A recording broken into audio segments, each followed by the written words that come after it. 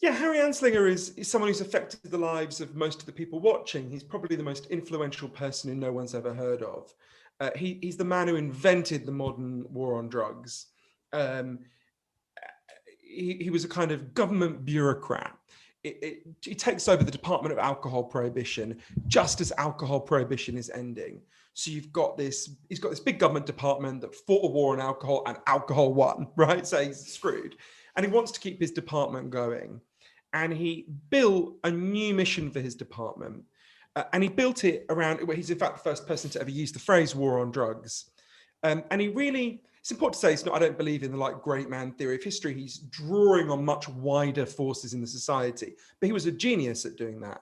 And he really builds this war, the war on drugs, around two intense hatreds that he has. One is a really intense hatred of addicts, which is something very close to my heart. We had a lot of addiction in my family, as you know.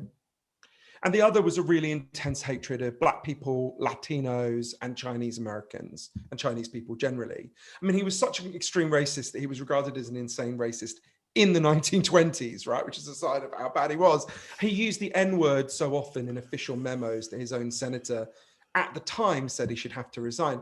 So yeah, Anslinger is this person who really launches this global drug war in a way that's playing out throughout the whole world today. I've been thinking about it a lot today, actually, again, because yesterday someone was shot almost on my doorstep, died, someone shot dead, a young man, a 19-year-old man, in what's almost certainly, I mean, I don't know, I haven't investigated this case, but knowing what I know about the wider, this could be unfair, unfair to the wider analysis. I don't,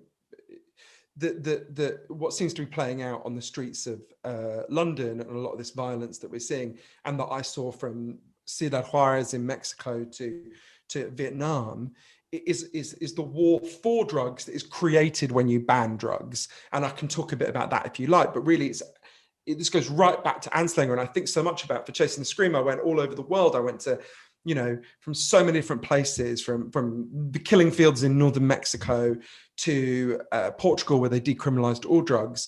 And to see those dynamics, I've seen those dynamics play out in my own family, and to see them even play out on, you know, literally on the street in front of me is it's disturbing, but it's instructive as well, you know.